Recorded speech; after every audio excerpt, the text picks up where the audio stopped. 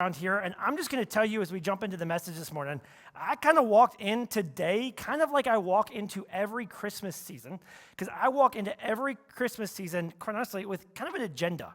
I'm just going to be really honest with you. Probably every pastor walks in with an agenda. If we were really honest with ourselves, everybody walks in with a bit of an agenda, and I just want to be really transparent with you about what my agenda is, particularly in this Christmas season, but also really in every Christmas season when it comes to teaching the Christmas story. My agenda with you, really, honestly, is in some way or another, I kind of want to unravel or maybe unpack or maybe just kind of like pull out or maybe just disintegrate just a little bit, or you might even say ruin the Christmas story for you. All right, this is kind of my goal and kind of my agenda. And you're like, why would you even do that? And for some of you, today might just be the worst Christmas message that you have heard in your entire life. Maybe, I'll just be honest with you. For others of you, today might actually be the most hopeful message that you could hear at Christmas. Now, you might ask, hey, why would I want to do that to you in the Christmas story? Like, why would I want to ruin that or unravel that or kind of like dismantle that just a little bit for you? And I'll tell you right out of the gate. The reason is most of us, in fact, probably all of us, were given a version of the Christmas story. If you've ever heard the Christmas story about Mary and Joseph and a baby and angels and shepherds, you've surely seen it in your neighbor's lawn or on somebody's mantle, right? Like if you ever heard the Christmas story, the version of the story that you probably received looked something like this, okay? Mary looks like she just walked out of a Maybelline ad, you know what I mean? Like just perfect, flawless, absolutely no blemish. Joseph has a beard that I would just kill for, you know what I mean? Like, one, he has one, and then two, it's just like he had time to stop and trim that on the way to a stable. You know what I mean? Just like clean that bad boy up. And then Jesus just never makes a sound, period. Didn't talk till he was 30. You know, it kind of seems like when you look at him, and you look at that, and I just kind of go like, I've only ever been in one delivery room, okay? But it didn't quite look like this, you know? And just quite honestly, nothing about your life quite ever looks like this. And if we're not careful, the version of the Christmas story that we receive can look so beautiful and so perfect and so flawless and also be just as out of touch and disconnected from your life and from reality, right? And the reality is, you're not that good, and I'm not that good, and my life doesn't quite look anything like that. But when you look at that, or when you hear a story like that, it kind of starts to subtly give you the impression, whether it intends to or not, subtly gives you the impression that God only ever enters our world through polished and perfected, right? Like God only ever enters our world through the polished and the perfected people and through polished and perfected moments, right? And it almost applies to you that if you want to experience God in any way, shape, or form, right? Like you've got to get everything right in your life. You got to clean up everything. You got to make it all picture perfect. You got to get everything, just every little detail lined up, right? But the reality is, your life probably doesn't look anything like that. And the reality is, the first Christmas didn't look anything like that either. And that's what we're going to spend our time digging into this morning. Now, the Christmas story that most of us are familiar with and that most of us have read or do read around the Christmas season was written by a guy named Luke. And Luke was a physician, right? Luke was a doctor. And so we would expect that Luke's pretty intentional about details, right? You would hope that your doctor is intentional about details, right? And Luke is very intentional about details, but Luke also took up this kind of title, this mantle of historian, to capture the life of Jesus with as much detail and much intentionality as he possibly could. And so when he goes to give us the Christmas story, he's very intentional about the details that he gives us. And Luke begins the Christmas story in the way that many of you have read the Christmas story. He begins it like this. He says that in those days, about 2,000 years ago, he says, in those days, a decree went out from Caesar Augustus, the emperor of the Roman Empire, that said that all the world should be registered, okay? This is like a giant census going out, right? He says all went to be registered, each to his own town. Now, today, the census happens, and you just kind of like fill out a form and mail it in or go online or whatever. You know, in places I've lived before, they actually come and like knock on your door and ask you some questions, so you just kind of turn off the lights and hide for a few minutes, you know? But like back then, like the census was like a little bit more complicated than that, and everybody in this census, it seems, is going back to their hometown to be registered in this census. And so the author tells us that Joseph also went up from his hometown of Galilee, or his region of Galilee, from his hometown of Nazareth to Judea, to specifically the city of David, which is called Bethlehem. And he goes to Bethlehem because he was of the house and lineage of David. And he's going there to be registered with Mary, his betrothed, or his engaged, right, who was with child. So now Joseph is going to Bethlehem, right, to be registered, and he's from Bethlehem, and it'd be common in that day for him to stay with family when he goes back to the town of his family. But he shows up to the town of his family, and it turns out that everyone from that hometown has come back. This is like the high school reunion of all high school reunions. You know, like everybody's just coming back and crowding in, and it's chaos. I mean, it's busy. I mean, this is a town that is stretched thin. This is a town that, quite honestly, is just overcrowded and overextended, overwhelmed, and certainly overtaxed. They've hit their breaking point. There's not really any room left for anyone else to show up or anything else to take place or happen. I mean, this census has kind of put like the weight of a ton of people and a ton of things and a ton of challenges upon this town. They weren't ready for this. Now, quite honestly, your life and my life probably feels a little bit more like this. I mean, if I look at my last year, I could tell you about the ways that it felt overcrowded and the ways that I felt overextended. I could tell you about things that were not on our calendar in January that are now on our family calendar today. I could tell you about things that were not in our budget in January that have forced themselves into our budget today. I could tell you about problems that we didn't have to solve in January, but that we're trying to solve today. And your calendar and your budget and your family and your problems are probably quite similar to that, right? All of us have found moments or find ourselves in moments where we feel overcrowded and overextended. Moments where we feel in life like, I just don't have any more room. And this is the situation that Mary and Joseph walk into. And Luke tells us that while they were there, the time came, very conveniently, for Mary to give birth. Now notice he says while they were there, he just to kind of like clean up some things that we've kind of seen or heard or read or seen in children's books or whatever. He doesn't say the moment that they arrived, Mary gave birth. A lot of us are given this picture that like Mary and Joseph are coming in on the donkey hot. You know what I mean? Like, hurry up, 4 centimeters, Joseph, get moving. Let's go, we got to hurry up in this moment, no. He says, hey, they get to Bethlehem, and while they're there, we don't know how many days or how many weeks or what time period, but while they were there, the time comes for her to give birth. And so she gave birth to her firstborn son, wrapped him in swaddling clothes, and laid him in a manger because there was no place for them in the inn. Now, I told you I was going to kind of unravel some things a little bit for you this morning. And this is the piece that we're going to kind of focus in on this morning, specifically what Luke says here, where he says there was no place for them in the inn. Because most of us were given a picture of this that involved like a heartless innkeeper, who looks at this massively pregnant teenage mom and is like, sorry, I don't have any space for you. I just kind of imagine that somewhere at some point we're going to get to heaven. You're going to stumble across the innkeeper from Bethlehem, He's going to be like, listen, I swear, nobody listens to my side of the story, Just want to tell my part here. But no, we kind of just kind of make an enemy out of this awful, ruthless, heartless innkeeper in this moment. And the poor guy's not even mentioned by Luke in this moment. And to understand what Luke is actually telling us in this moment, we actually have to understand two things that maybe you haven't kind of studied up on in just a little bit. We have to understand two things. We have to understand first century Middle Eastern architecture, okay?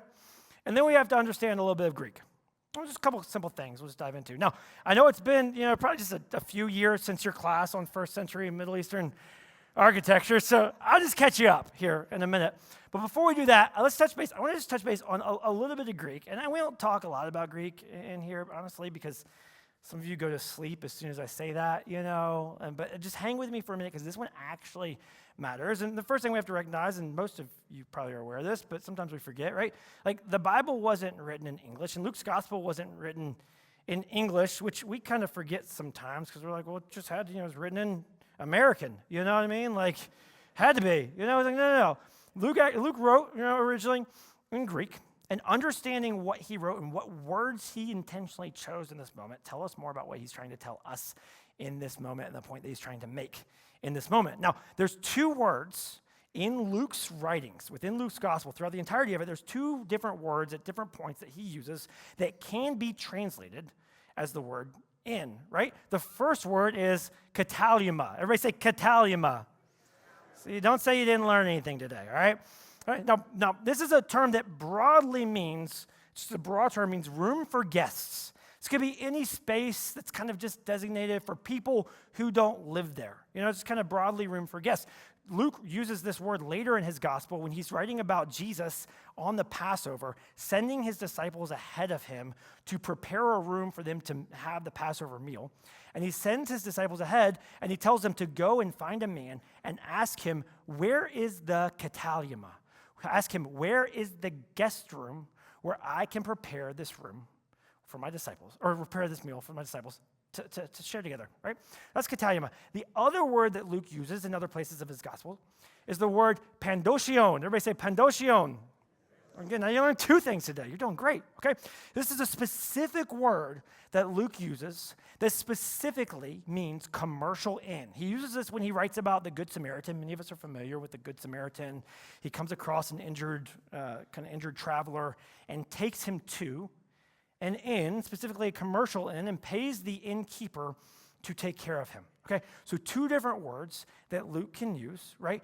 That can be translated as in. One broadly just means any room for guests, often used for a guest room in a house, and the other one is used specifically to write about a commercial inn. Which word do you think Luke uses when he writes the story about Jesus' birth? He uses kataluma, a room for guests. Now, to understand what he's talking about here and understand what this could actually look like, now we have to understand first century Middle Eastern architecture, okay?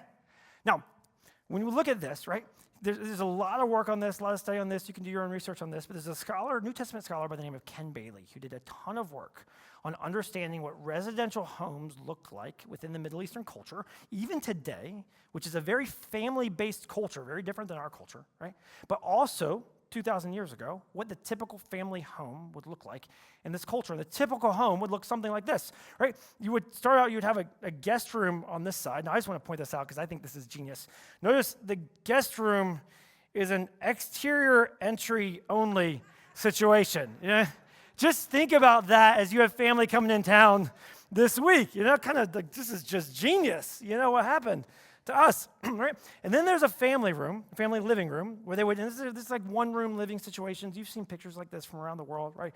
The family would stay in this room, right? And then as a part of the family room, it's a split-level situation. You would have steps going down to a lower level of the family room that would function as a stable, where they would bring the animals in at night. Now, unless you operated a huge commercial farm with just like tons and tons and tons of animals, pretty commonly, families would bring the animals into the stable portion of the home for a few reasons. One, it protects the animals from the elements. It protects the animals from getting stolen. And then in the winter months, it also helps to keep the family warm with all of that additional heat. Now, these families, when they bring them inside, turns out, they get hungry at bedtime too. I don't know about you, but that's usually my time to throw down some calories, and animals get hungry at bedtime too, And so they conveniently built into the raised level of the family room, they would typically build a few mangers in that space that the animals could then eat from. And so when Luke writes to us, and he says, Mary and Joseph, they had their firstborn son, and they laid him in a manger because there was no place for them in the kataluma. There's no place for them in the guest room. Most likely the reason he's writing this way to us is because the first audience reads this, 2,000 years ago, they read this and they go, okay, they laid him in a manger. Why were they in the living room? Why didn't they stay in the guest room? And Luke's going, no, you don't understand. Everybody came home this week and there was no more room for them in the guest room, okay? This is like when everybody stays at grandma's house, and finally, grandma's like, I'm kind of out of beds, but you can have a couch. There's an RV in the driveway. I'm sorry, but you're going to have to make a pallet, like a little cot on the floor. You're going to just find a space at some point. This is Home Alone when, Kevin has to sleep in the attic on the pull-out bed. This is like everybody showed up. We're all pretty crowded in here. We've run out of our guest space, and then knock, knock, knock. Oh man, somebody else is here. Where are we going to put them? Okay, I guess you can stay and squeeze yourself in to the family room. This isn't a story about being denied access and being isolated out remotely in a field somewhere. This is a story about being welcomed in and simultaneously being an inconvenience to those who welcomed you in, which in some ways is almost worse, right? Like, if you ever welcomed someone in who you did because out of obligation, but you didn't really want to welcome them in, but you're like, they're family, we can't not invite them, or we can't not let them in, we can't say no, but at the same time, the whole time, you're just kind of annoyed that they're there or annoyed that you have to do that. This is a story of being welcomed in, but also being just one more person in an already crowded place where there's no more room left on your plate. And then Luke continues to tell us the Christmas story. And he tells us that there are these shepherds in hills nearby who receive a visit from an angel who comes and tells them specifically about a baby who was born and laid where? In a manger. And then he tells them to go and find that baby because this baby is the Son of God, come, the Savior of the world, the Messiah who'd been looked for thousands of years. And Luke tells us that these shepherds, they went with haste, right? They run straight and they find Mary and Joseph and they find the baby lying in a manger. And he says, this is so interesting. He says, when they saw it, they made known the saying that had been told them concerning this child. So they tell everyone around what had just been told to them by the angels. And all who heard it, they just saw him, and all who heard it wondered at what the shepherds told them, right? Now, this isn't later after they left. If you keep reading Luke's gospel, it'll take you 2 more verses before the shepherds leave and return back to the hills. But they come, and when they see Jesus, they make known the saying that had been told them to everyone concerning this, or told them concerning the child, and everyone who heard is just amazed at this. Well, who is there to hear it? If not for the family of Joseph in this crowded space. Have you ever felt like the most amazing thing that had ever happened to you was happening in a moment? Ever felt like God was doing just the most incredible thing through you in a moment? And your family were the last people to notice? That's what's going on in this moment. And it takes strange shepherds who have never been met to show up and let everyone know that this isn't just another baby and this isn't just one more person in an already crowded space. This is the Son of God come to save the world. No. Some of you are looking at me right now and you're going, why would you ruin my nativity scene for me? Like, why would you mess all of that up for me? To which, first off, I just say, I didn't ruin it. Maybe you just want to put a fourth wall on that stable, Just kind of add on a little bit. The reason is how God chose to enter our world says something about God. And it says something about your world. In fact, there's a New Testament scholar, brilliant man, guy named Ian Paul, who put it this way. He said the traditional reading that Jesus was born in a stable actually distorts the story of Jesus' birth and mutes the central message of the Christmas story. He says Jesus wasn't born in a place we can happily visit once a year and then forget about. He says rather, he comes to the center of human life. And when you see it through this lens, when you see it through those eyes, it opens you up to something so meaningful that it could change the way that you look at God for the rest of your life. And it could shift the way that you expect God to show up in your life for the rest of your life, because you begin to realize this, that God steps in to the center of our overcrowded lives. He's not hanging out on the fringes. He's not out in the distance waiting for you to come and find him. He's not waiting for you to come and calm things down enough and clean things up enough for you to go find tranquility and experience him now.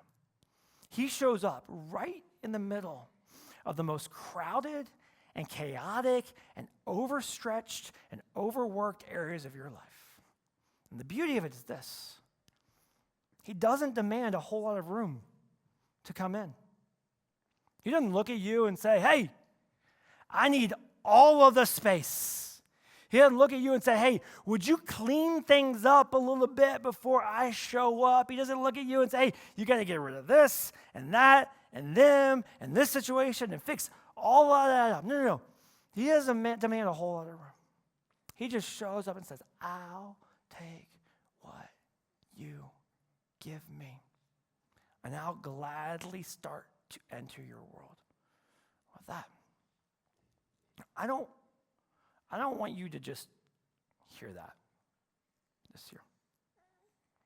I want you to experience that this year.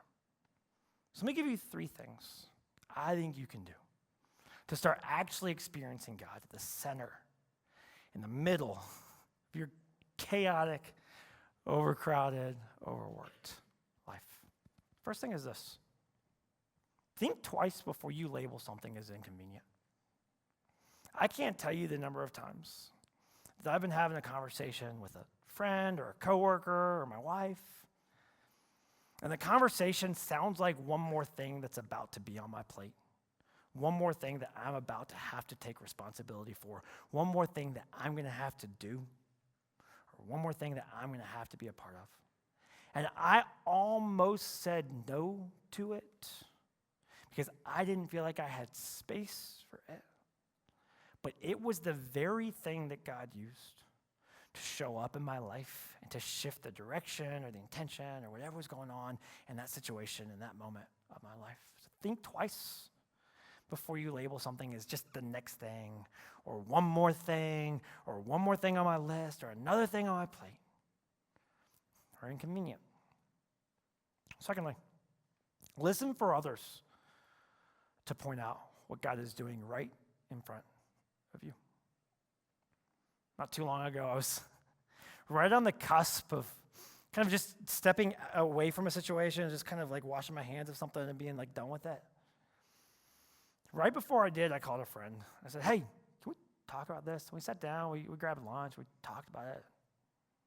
And he looked at me, and he encouraged me in ways that I needed to be encouraged, and he pointed out things that I was not seeing and had worked hard to not see. And by the end of that conversation, I recognized so clearly that what I was starting to discard and let go of was actually something that God was starting to do right in front of me and invite me to be a part of, and I would have missed it if I hadn't listened for someone else to point it out to me. I wonder how many times in your life you've missed out what God was trying to do right in front of you because someone else was telling you and trying to point it out to you, but you weren't willing to listen. Listen to others to point out what God might be trying to say to you and what he might be doing right in front of you. Lastly, I'd encourage you to do this. Remember that God never refuses what you make available. And quite honestly, at the end of the year, some of us look back on this year, and you look back on it with a little bit of what I would call like spiritual guilt. You look back on 2024 and you go, I meant to spend more time with God. I meant to do this. I meant to do that. I meant to pray more. I meant to serve more. I meant to read more. I meant to go more. I meant to more and more things, right? You feel like you didn't give enough to God this year. But God never refuses what you make available. And there's no minimum threshold that he's waiting for you to offer him to work with or to step into. When I was in high school, I was a bit of a punk. I don't know, at least with my parents at home. I like a lot of people probably. I didn't like talking to my parents. I would come home from school, I'd get in the van before I started driving, and my mom would be like, how's your day? And I'm like, it's fine. You know what I mean? I wouldn't want to talk. Either we were arguing or not talking. Those were the 2 forms of communication in my house, But in 11th grade, I got a job working at an ice cream shop. I would literally just go scoop ice cream, and we'd be open late. We'd be open until about 11 o'clock, and then we'd have to clean up after that. And ice cream, it gets a little sticky, kind of makes a mess. Took a while to get out of there. And I would get home on the weekends. I get home at about 1 a.m. And after a while, I noticed that my mom, for some reason, always had something to do around the house at 1 a.m. You know what I mean? Like she's like finishing up laundry, or she's washing dishes, or she's reading a book or whatever. And I didn't know this until about a year ago. The reason she always had something to do at 1 a.m., she realized that for some reason or other, her punk high school kid who wouldn't talk to her after school and wouldn't talk to her before school, for some reason or another, would sit down and have a conversation for an hour when he got home from work at 1 a.m. And so she took what was made available to her and stepped into that and said, I'll work with it. And quite honestly, at the end of a crazy, overcrowded, chaotic, busy year for you, your heavenly Father looks at you with those same eyes, and he says, I'll take it. And I'm going to step in to whatever you make available to me. And sure, he wants to experience every moment with you, but he's not going to say no to any moment with you because he loves you enough not to enter your world outside of your world where you have to go and work hard to find him and you have to clear your schedule to go make time with him. He's willing to step in right in the middle of it. He'll gladly make a cot, find a place on the floor. He'll gladly take